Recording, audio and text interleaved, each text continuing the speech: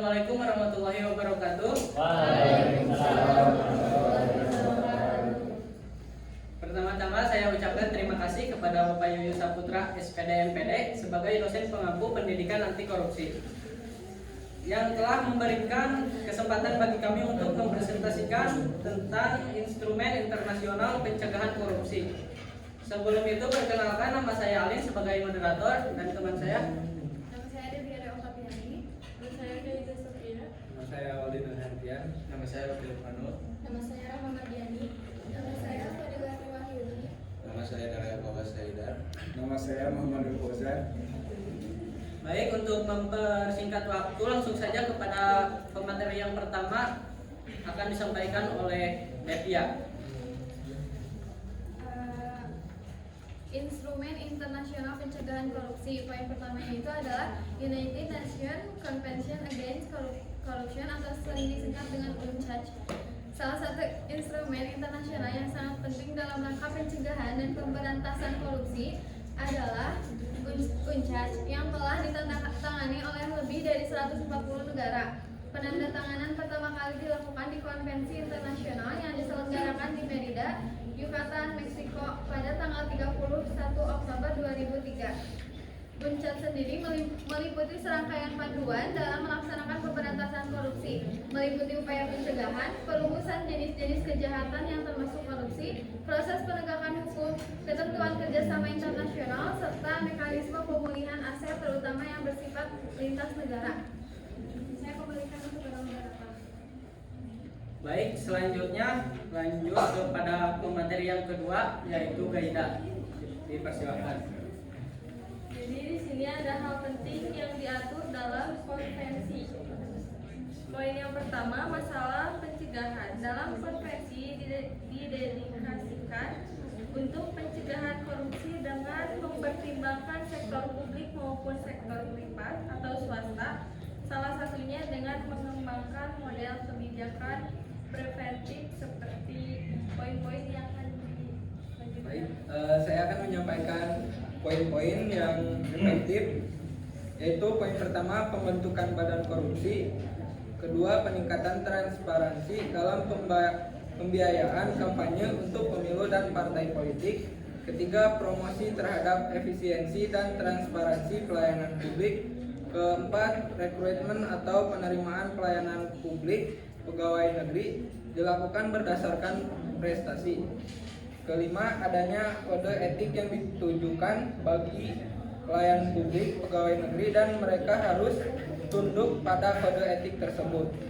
Keenam, transparansi dan akuntabilitas keuangan publik. Tujuh, penerapan tindakan indisipliner dan pidana bagi pegawai negara yang korup. Kedelapan, dibuatnya persyaratan-persyaratan khusus terutama pada sektor publik yang sangat rawan seperti badan peradilan dan sektor pengadaan publik. 9. Promosi dan pemberlakuan standar pelayanan publik. 10. Untuk pencegahan korupsi yang efektif perlu upaya dan keikutsertaan dari seluruh komponen masyarakat. 11. Seruan kepada masyarakat kepada negara-negara untuk secara aktif mempromosikan keterlibatan organisasi non-pemerintah atau LSM yang berbasis masyarakat serta unsur-unsur lain dari civil society. Yang terakhir, peningkatan kesadaran masyarakat terhadap korupsi, termasuk dampak buruk korupsi serta hal-hal yang dapat dilakukan oleh masyarakat yang mengetahui telah terjadi korupsi. Terima kasih. Baik, materi yang selanjutnya yang kedua yaitu bagian B, kriminalisasi. Kriminalisasi hal penting lainnya diatur dalam konvensi adalah mengenai kewajiban negara untuk mengkriminalisasi berbagai perbuatan yang dapat dikategorikan sebagai tindak pidana korupsi, termasuk mengembangkan peraturan perundang-undangan yang dapat memberikan hukuman pidana untuk berbagai tindak pidana korupsi. Yang ketiga, kerjasama internasional. Kerjasama internasional dalam rangka pemberantasan korupsi adalah salah satu hal yang diatur dalam konvensi. Negara-negara yang menandatangani konvensi bersepakat untuk bekerja sama dengan satu sama lain dalam langkah pemberantasan korupsi, termasuk melakukan pencegahan, investigasi, dan melakukan penuntutan terhadap pelaku korupsi. Oke ya, yang terakhir ada pengembalian aset-aset hasil korupsi.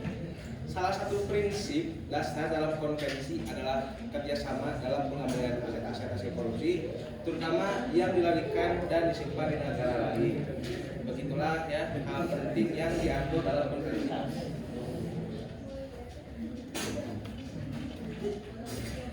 Selanjutnya yaitu nomor 2 ada Convention on Bribery of Foreign Public Official in International Business Transaction.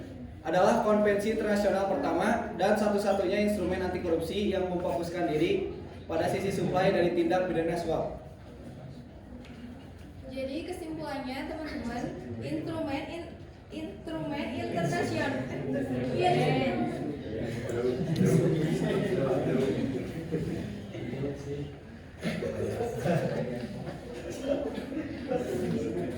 kesimpulannya adalah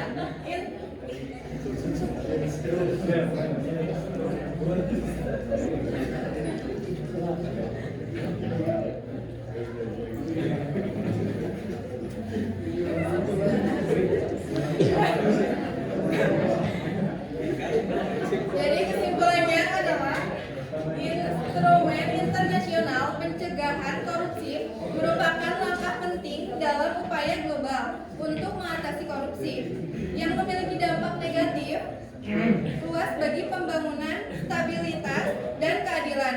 Negara-negara yang menjadi pihak dalam instrumen-instrumen ini diharapkan bekerja sama untuk mencegah dan memberantas korupsi di tingkat nasional dan internasional. Baik, sesi materi sudah selesai. Sekarang waktunya sesi tanya jawab. Jika ada yang ingin bertanya dipersilakan. Jika tidak, terima kasih. Sekian dari kelompok kami. Wassalamualaikum warahmatullahi wabarakatuh. Waalaikumsalam warahmatullahi wabarakatuh.